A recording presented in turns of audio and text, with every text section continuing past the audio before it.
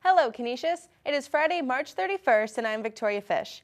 Today we will be bringing you a large array of news coverage, including a glimpse into the future of our Undergraduate Student Association, discussion involving the hot topic of today at Canisius, and bringing you a recap of Solidarity Week. Campus has been filled with numerous flyers and campaign posters highlighting the new group of students stepping up to the responsibility of the USA Executive Board. I was able to reach out to the contestants running and can provide to you a view into the goals for next semester. This year's candidates are as follows. Amelia Greenan, President. EVP is currently an open position but will be filled via appointment. Connor Rosenecker, VP of Business and Finance, Amanda Baccalucci, VP of Programming, and Matt Smarts, VP of Marketing and Public Relations. Through interviews with each of the prospective candidates, it is easy to say that the future of USA looks bright. Presidential candidate Greenan stands on a platform of student-led change to the culture of Canisius through USA improvements in areas such as race relations, sustainability, and personal and public safety. Each candidate expressed a deep interest in open conversation and communication between the entire student body in USA. Candidate Smart stated in his interview that he believes the best way to achieve this is through improving the current methods of communication or seeking new ones in an effort to determine which options are the most reliable to reach students. Each candidate also holds a strong passion for their responsibilities within their position. Candidate Baccalucci expressed her deep dedication to the Student Programming Board, and candidate Rosenecker stated that he is dedicated to doing clubs and their leaders justice in any way that he can. I also asked the candidates if there was any piece of information that they wanted their voters to know about them. Though each candidate is running unopposed, they wanted to express their openness and willingness to hear student opinions and feedback. Remember, Canisius, everyone on this campus has a voice, and we have an organization of students that will work for you and with you. We just have to speak up. Another hot topic around campus is the infamous Today at Canisius blog. For those of you who do not know, last spring, USA passed and enacted the Email Reduction Act. This was an act that works to reduce the amount of emails sent to students on a daily basis. The Today at Canisius blog was created in hopes to eliminate dozens of emails by putting them all in one place, a blog. Many students have voiced their concerns regarding this new system, and many feel that since it has been implemented, they no longer know what's going on around campus. This system has experienced many technological flaws and is not very well received by students. I contacted Neil Savoy from the Office of Student Life regarding the new system, and he provided great insight. According to Savoy, one of the largest issues with this system is that the Today at Canisius email does not always go out, but the blog itself is stable in the sense that it can be bookmarked to any browser and can be checked frequently throughout the day. Currently, Student Life is looking into possible apps that will make the line of communication much more efficient, but it has been recommended that clubs handle a majority of their own correspondence through Griffin. Overall, Savoy wants the students of Canisius to know that Student Life is aware of the issues that are affecting the system, and they are open to hearing the suggestions of students on how to fix them. They also want to ensure that all students are having the best experience and that all student organizations have the right means to reach the student body. Moving on to our final news topic, this past week was Solidarity Week here on campus. The goal of the week was to spread a message of unification between those who feel marginalized. The walls seen around campus represent segregation and separation between various groups such as immigrants, LGBTQ+, and any other group students wish to express their support for. The purpose of the week is to give voice to the students in a visible way. This can clearly be seen by the wall placed in the library. This wall was available for students to decorate how they felt necessary and ended up being full of messages of love and support. Despite the large amount of messages, much of the other events were unable to gain large support. One of the struggles this week saw was the difficulty of getting new students involved with such high-profile issues. Despite the lack of attendance, many were excited about the large progress that was made by the event as a whole. Don't go anywhere, Canisius. When we come back, Alexis will give you the latest in what's happening on campus and around Buffalo.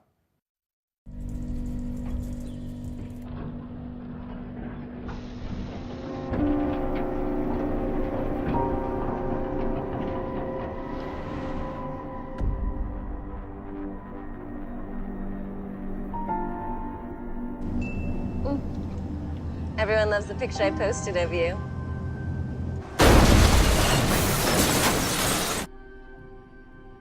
AT&T reminds you, it can wait. The Golden Griffin Fund is a student-run investment program. We would do all the work that an equity analyst would do in the real world, but we're getting this experience fresh out of college. Coming to Canisius will prepare you for the real world. Welcome back. Today, Canisius students gathered in the quad to celebrate a day of transgender visibility in the conclusion of Solidarity Week. To talk more about the event, we have with us Jo Riso, Treasurer of Unity and transgender student. Jo, thanks for being on the show with us. Thank you very much for having me. Yeah, of course. So to start off, why don't you tell us a little bit more about how the event came about? So Trans Day of Visibility is a national day celebrated around the country by different trans groups and different support groups such as Unity.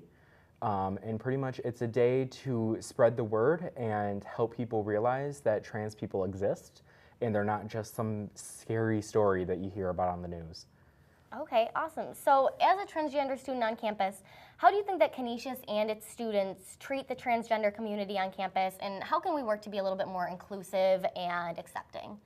Well, from what I've seen over the past couple years, and from stories that I've gotten from other trans students, because there are more than one of us, mostly the policy from administration standpoint has been to do what is legally required of them, which those legal standings are now starting to shift out of our favor. They often choose to hide behind the guise of being a Jesuit Catholic institution instead of showing the full support that may always be necessary. Students are usually pretty good with me. I am a very visible face, you could say. Most people don't know or don't go here without knowing of me, and that comes from flannel and heels. And I usually am treated with respect. There have always been different situations of discrimination that occur. Typically it's out of ignorance, and that is the main thing that an event like this, the Trans Day of Visibility, is essential for, to help administration and students learn what they should do and how to do it properly to actually support us. So would you say that it's fair to say that administration and students kind of aren't on the same page in how they feel about transgender students on campus? Slightly. Okay. So they've started, since we've had Laverne Cox here a couple years ago, administration has started to take some advances in the right direction by opening more gender-neutral bathrooms and things of that sort. We did start a name preference program. However, the preference program for name and pronouns is still very rocky. We're working on that especially. And gender-neutral bathrooms are often it seems difficult to open, though we have many single-stall lockable bathrooms, which is all a gender-neutral bathroom is. Most of them on campus are gendered. So I know of at least 4 or 5 locations on campus where they could easily open another one without doing anything but change a sign. And it's situations like that that show that the binary man and woman is constantly being reinforced and is completely irrelevant. Okay, so there's some progress, it's just not where it needs to be yet. Not even close. Okay. All right, so do you have any words of advice for students, whether they're transgender, members of the LGBTQ community in general, or just a little bit different on, how to fit in and how to feel accepted here? Canisius is amazing because we have so many different types of people.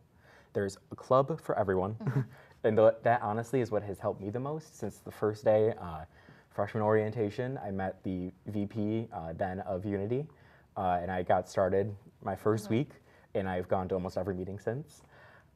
Different groups are there to support you. You just have to find what's right for you. It gets better is often a cliche that's said based off a campaign, especially out of the 90s, but it's true. It will get better, and especially in college, it's a place to grow, and it's a place away often from your families, which can be the most stressful and easiest way for you to develop your identity and figure out who you are. People can judge, but the only person that actually matters is you. That's great advice. Okay, so are there any other upcoming events where students can hear more about these issues and learn a little bit more about them? We do have the Potluck for Peace coming up on Monday, and that has a bunch of different diverse clubs with a social justice type issue coming and presenting. So I personally actually will be presenting on transgender issues and doing a more interactive informational setting. because most people, while they might support trans rights or human rights, they're kind of the same thing, Right. they don't know how. So they feel that they might be an ally to the trans community, but they don't often know how to stand with us versus for us, or to talk to us versus about us. So if you want to hear more, feel free to stop by. I will be teaching more or less what gender is, based off of whoever's there, and what everyone wants to know. I am a very interesting case of a trans person because I'm extremely open. Most people can ask me anything they want, and I understand that it might come from a place of curiosity, but also learning and sincerity. And being a resource for people is really what's important, because no one will learn if no one answers those questions and if no one asks. Right. Well, thank you so much for being on the show with course, us today, thank Joe. We really appreciate it. Of course, of course. All right, so we're going to cut to a quick commercial break, but you stay right there, Canisius. We're going to be right back with more Canisius Connections. Want to achieve more than you ever thought possible? At Canisius College, you can. A Canisius education is packed with extraordinary opportunities like top-level scientific research, global service experiences, and real-world connections. Want to intern at a Fortune 500 company? Want to get into the best medical and law schools? Want to be a champion for social justice? You can. Here. Beginning in my sophomore year at Canisius, I was part of a research team developing treatments for children with high-functioning autism. This kind of research involvement usually only happens at the graduate or postdoc level, and I did it as an undergrad at Canisius. As students of Canisius, we're all given a free NFTA Metro Pass in the beginning of the school year. These cram passes give us unlimited access to the Metro Rail and Buffalo's public transit system. The program was initiated in 2003, and since then, the students have been using their passes to catch hockey games downtown, join in on some of our annual parades, and ice skate at Canalside. As well received as the program is, some students are still unsure on how to navigate the transit system or aren't sure exactly where they can go. Griffin insider Kyra Lewis has the inside scoop on how to get more out of your cram pass. There's a lot of students at Canisius who come from out of town and don't know how to use their cram passes. Today we'll fix that and show you how to use one of Buffalo's main methods of transportation, the Metro Rail. From Lions Hall, the closest train station is the Humboldt Hospital Station. If you're on the other side of campus near the CAC, the closest station is the Delavan Canisius College Station. Here we're at Montante, and from here you're going to turn left towards the corner of the street.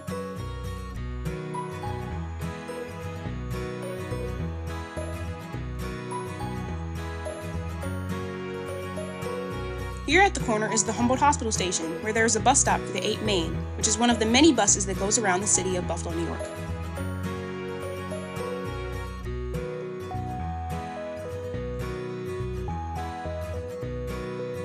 When you walk in, you're going to take the stairs down to the boarding area.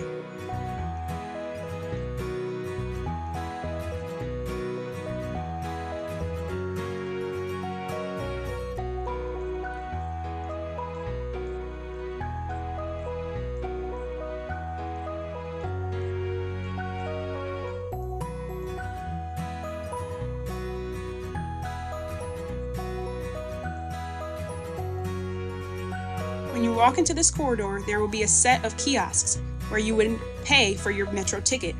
But we have Metro cards, so we don't need to pay.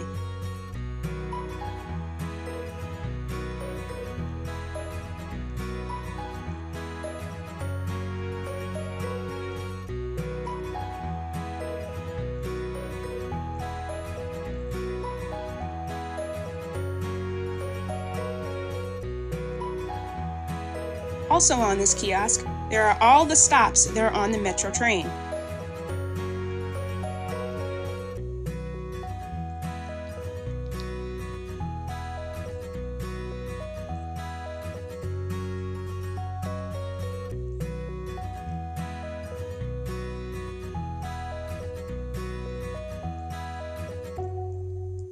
Now you're going to go down underground to where the boarding area of the trains are. When you get down there, there will be several pieces of art and there will be a way to go inbound to the University Station or outbound to the Erie Canal Harbor. If you see the train, you better hurry up because the gates will close very quickly and they will not open and the train will leave. The train leaves very quickly. It will open its doors and then there will be a siren that tells you when the doors are about to close. The train waits for no one, so if you see it, don't forget, you must run. If you've never rode on a train before, it can be a little bumpy sometimes.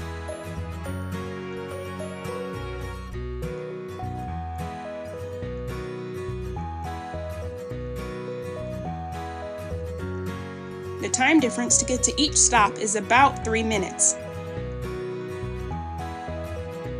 When the train stops and you hear the siren, that means the doors are about to open.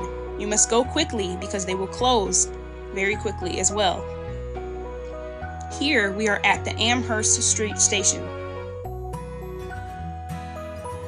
From the boarding area of the trains, you are going to walk up the stairs and go towards underground. Sorry, I messed it up. 3, 2, 1. From here, you're going to go up the stairs towards above ground.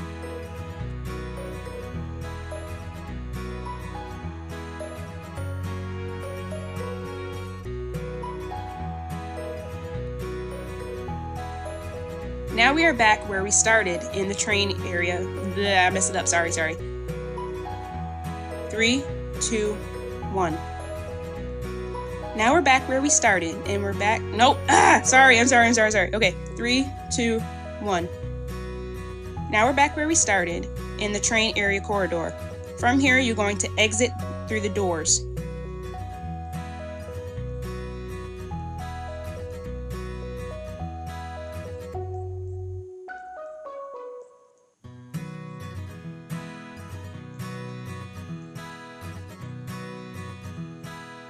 At the exit of the 3, 2, 1.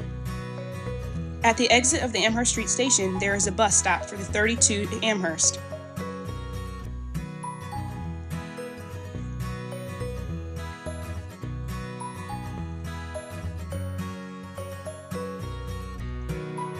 This intersection is from Amherst and Main, and this is one of the main intersections in the city of Buffalo.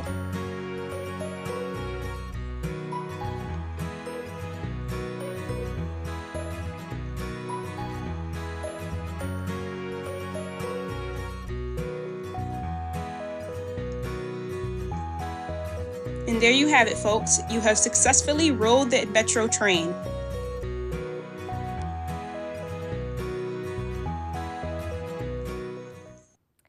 Thanks, Kyra. When we come back, she's going to be teaching you how to make paint-splattered chocolate bars.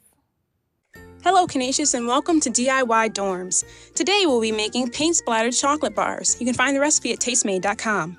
You will need 1 chocolate bar. Today we used a large Hershey's bar. You'll need some white chocolate chips, or you can use candy melts. Either one suffices. You need some food coloring. Today we have pink food coloring as well as gold. Okay, now we're going to start off by putting our white chocolate chips inside this styrofoam bowl. You're going to just put the entire bag in the bowl.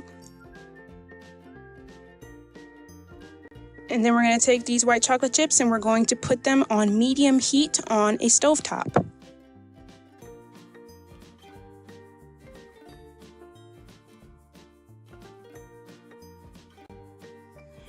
Make sure you stir the chocolate occasionally, making sure it's melting all correctly, and make sure you don't put the heat on too high because it will scorch your chocolate, and that is something you definitely do not want.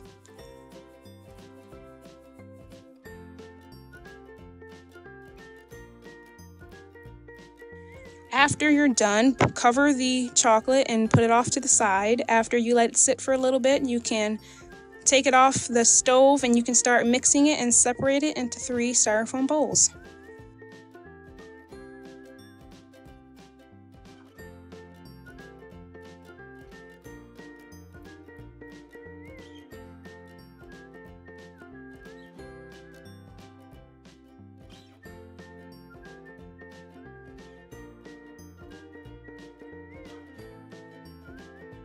Now you're going to put in your food coloring, and you're going to put in preferably bright colors because those will pop more and they'll make more of a better looking chocolate bar.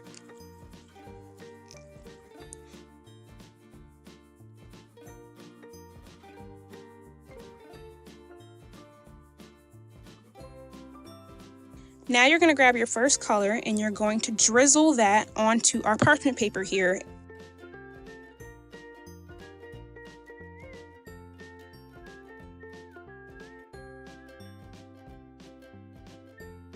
Then you're going to grab your white chocolate and you're going to drizzle that all on top of the chocolate that you drizzled before, and then you're going to use your offset spatula or any spatula that you have on hand, and you're going to spread that.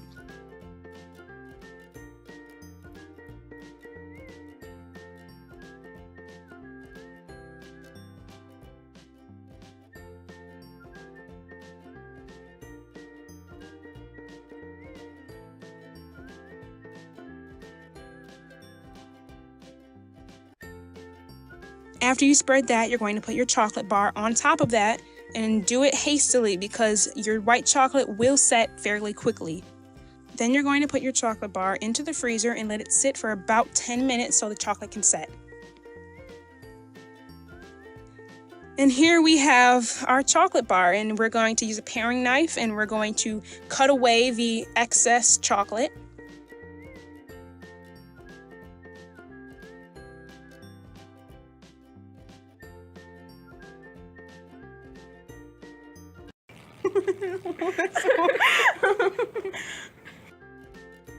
This recipe does work, trust me. We just did it wrong.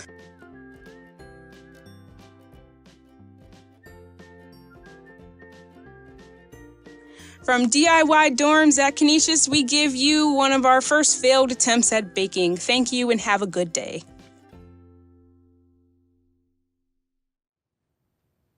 Well, that's all we have for you today. Keep up to date on what's happening on campus by following Griffin TV on Facebook, Twitter, and YouTube. Keep your TV on Channel 4.1 to get a constant feed of great shows, amazing students, and all things Canisius. This has been Alexis Book. Until next time, stay classy, Canisius.